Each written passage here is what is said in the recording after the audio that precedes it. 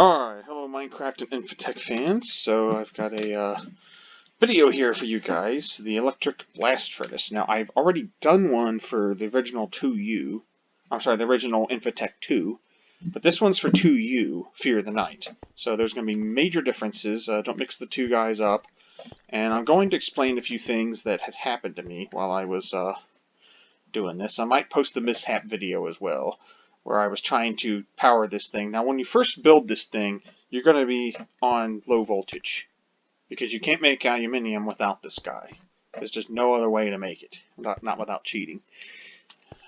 So what happens is you've got, now here's the weird part. The book tells you, this book I should say, the quest book, tells you to make 4. My gauge of steel. And you complete bathing, washing, spinning to get to it. I couldn't figure out why things weren't showing up, and that's because I actually needed to make the thermal centrifuge as well as the other two guys before it. So I got that done, then it opens this guy up. Anyway, so coming in here, you have to make energy inputs, and it says 4. Because you can only have, and it says energy amps just going to accept up to 2 amps. Now if you go to the book, go get this bad boy. If you go to the book tells you that you need 3. If you're doing, where is it? Here we go. Sage, blah blah blah. U over T, MB energy hash, how many to craft, how many can be smelted outside. Now it says you have to make 3. Now why would the book tell me 3? And the quest, or the EBF guide tells me 3. Now that should be kind of authoritative because that's written by Greg, or whoever's maintaining Greg Tech these days. This here is written by the Infitech team. Probably the original team, actually. I don't know if the 2U team has really bothered to look at it, but maybe they'll see this video and they'll realize that maybe you don't need to have 4 of these things. So what happened is I had energy hatches. I had 1, 2, I had 3 and 4 over here. Now I remembered in the past when I'd done this, my batteries would seem to run down. So I put 2 batteries in each one. So I had 4 generators. I had 4 battery buffers. And I had 2 batteries per buffer. And when I fired the thing up, lo and behold, just over here on this side, my batteries would start running down. Why? Well, I kept looking at these, and since now in the past what I had done is I had a single generator running 2 battery buffers. So this time I tried 4 generators, thinking, well, I can't miss with this. Well, it didn't work. It's still draining out. And what happened is the electronic blast furnace, and I'm only kind of guessing, I haven't seen the code, but it seems to scan around itself here and say, okay, give me a list of all power inputs. And then how many amps are coming in on these, and it will prioritize the higher amperage inputs over the lower. So what happened is I had 2 batteries in each one of these, so it said, okay, get me 2, and then it said, okay, get me the next biggest one. Well, it was probably the next one nearby, so it scanned over, saw this one, it says, get me another 2. Oh, I've got 4. So I'm going to pull 2 amps off each of these, and I'm going to ignore the 2 that were over here. And that's what happened. So it was unbalancing things because my generators, my single generators, could not put enough power into this stupid thing to keep it running. So you're probably still going to need 4 power generators, but you technically only need 3 of these guys, because what you'll have is you would have one with 2 batteries in it, and then the others with singles. 2 plus 1 plus 1 gives you 4. And the one with the one with the 2 batteries, you would really need to put 2 generators on it if you don't want the batteries to start draining out. But I had 4 of them, so I just went ahead and set up. I had 4 battery buffer things, so I went ahead and just plugged them all in that way, and that worked perfectly as well. So I was able to then throw stuff in here and burn, and the only thing limiting me was the amount of fuel it took. And I did do a little bit of calculation, and it takes about 30,000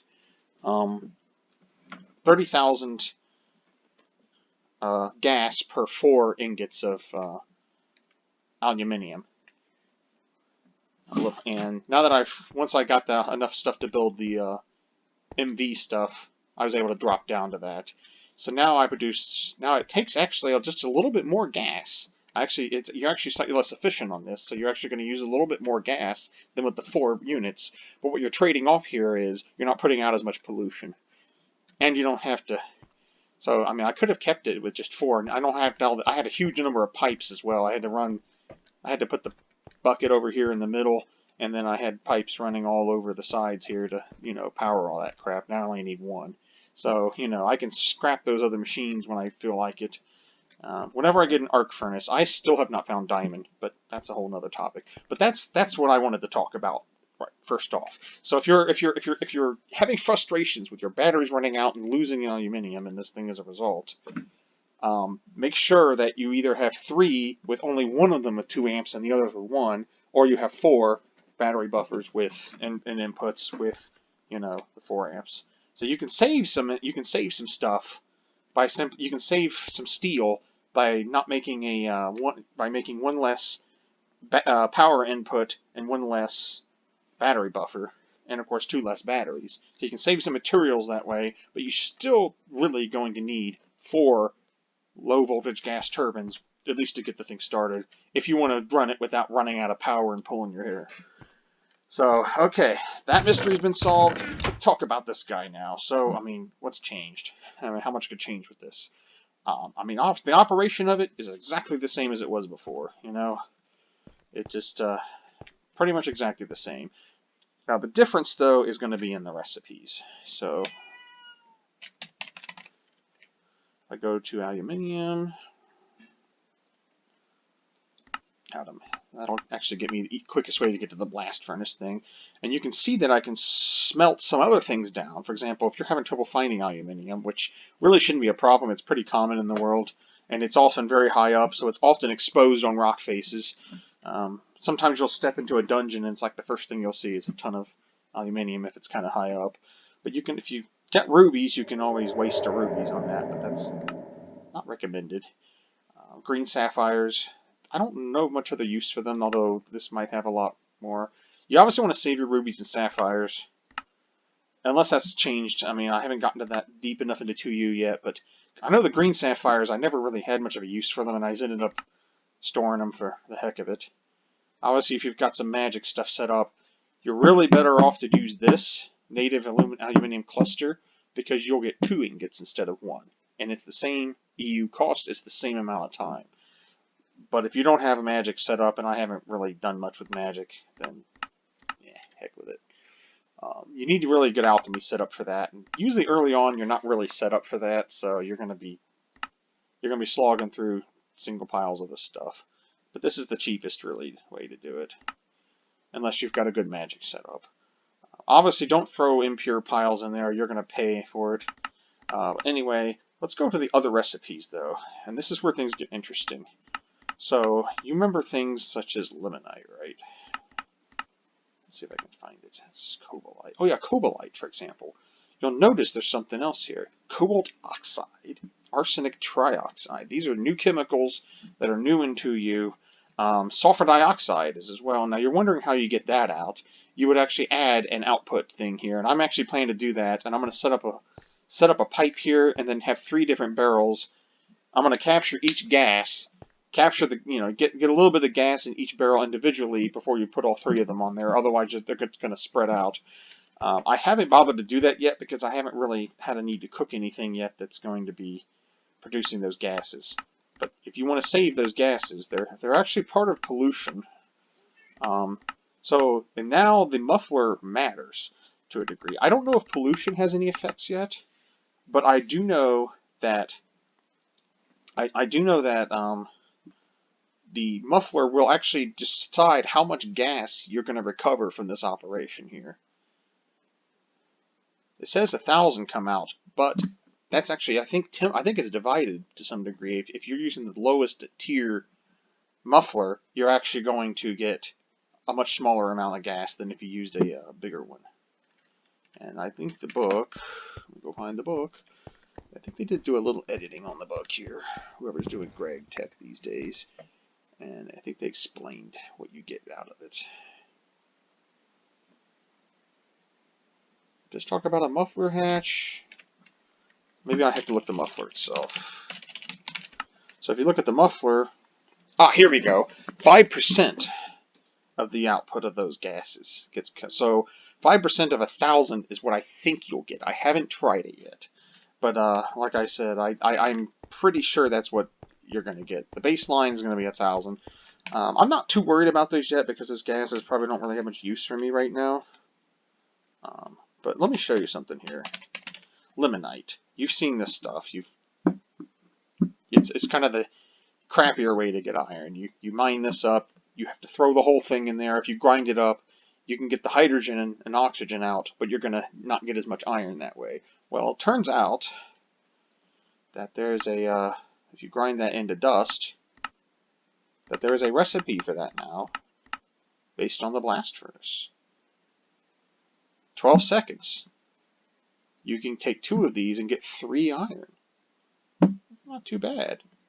In fact, that's actually in some ways better than what you get from pure iron ore, which you could grind down into 2, which you could put in your macerator, and you get the crushed iron, and you would end up getting 10 nuggets each, which would become 2 iron, 2 nuggets.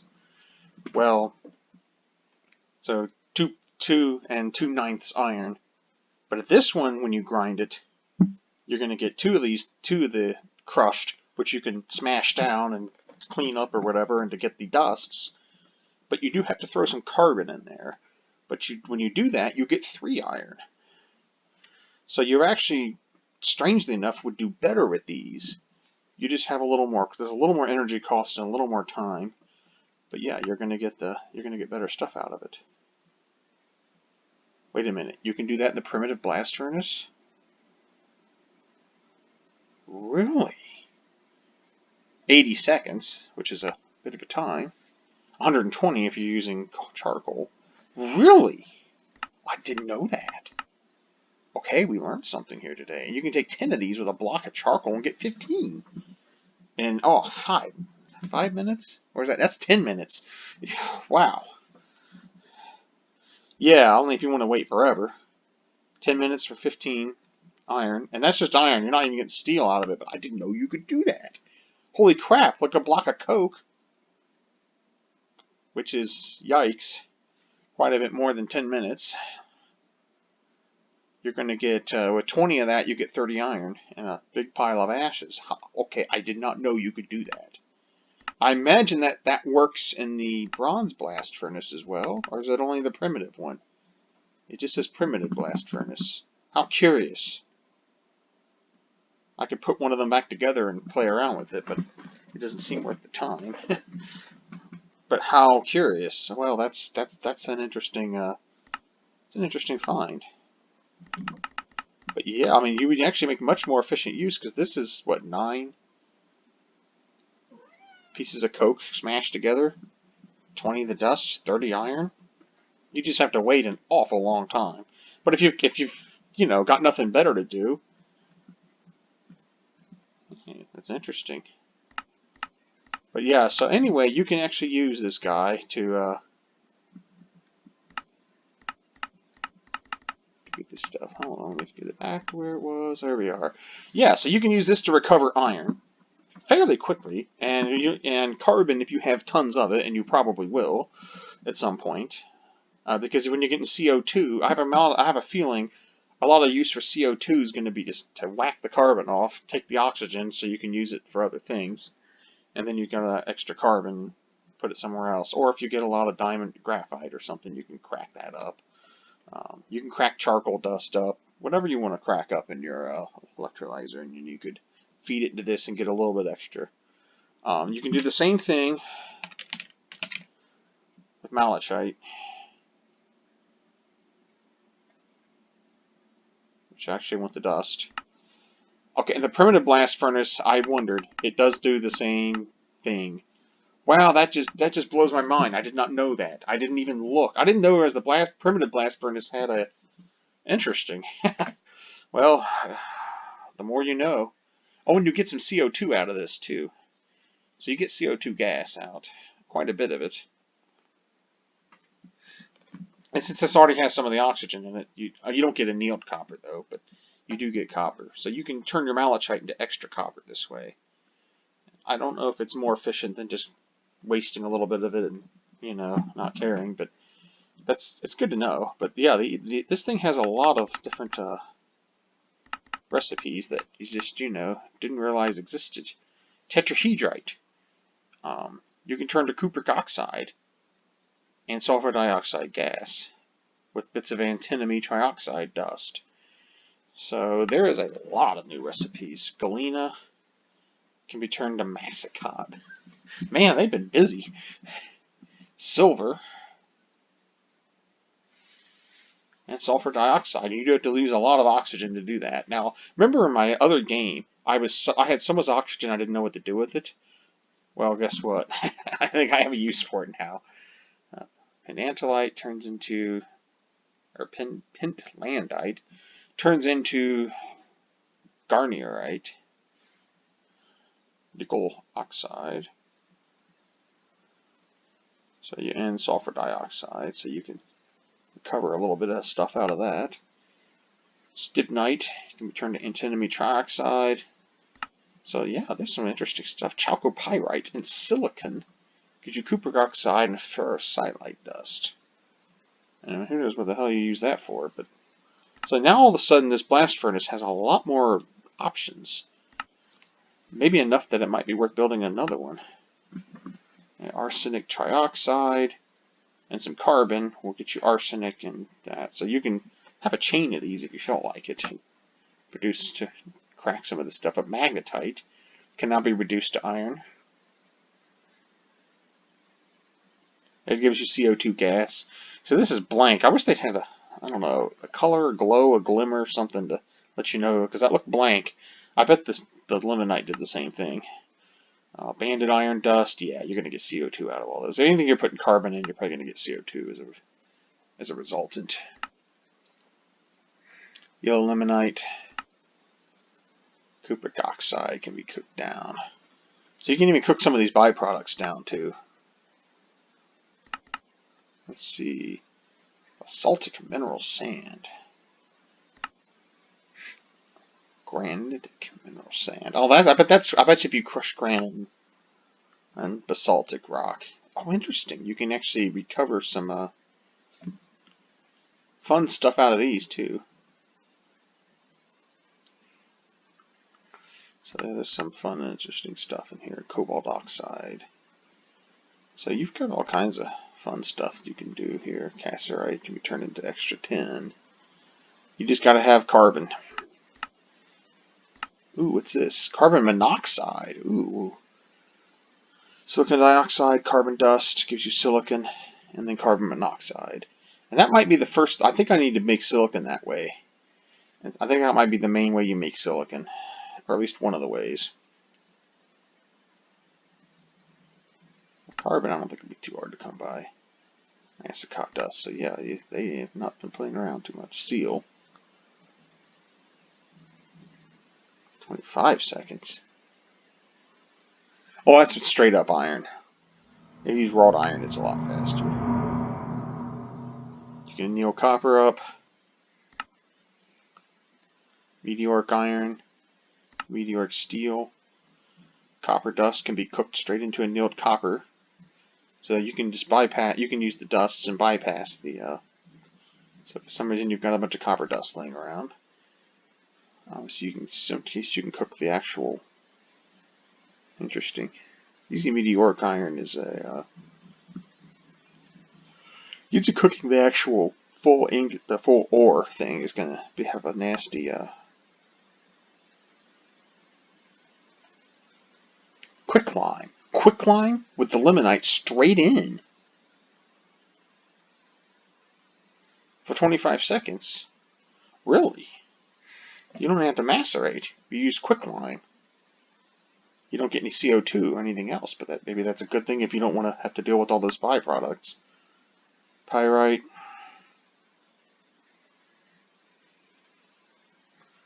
And calcite. So finally you have a use for calcite. calcite and quicklime have a use now. All be. Okay, so there we go. I can hit you over the head with this enough. There's a lot of different things you can make out of here.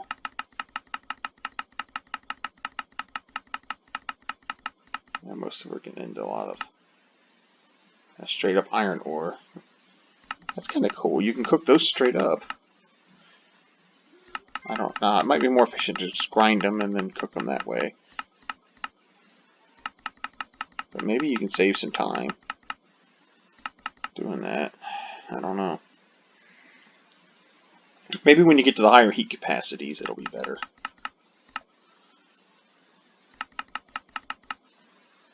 Clusters can be cooked straight to 4 using calcite. So yeah, so check this. Make sure you check this because there is definitely some new stuff in here. Gallium arsenide.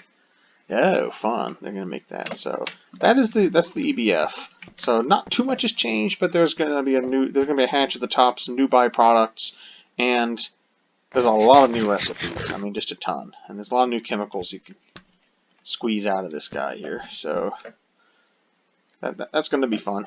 That's all I've got for this one, so thank you for watching.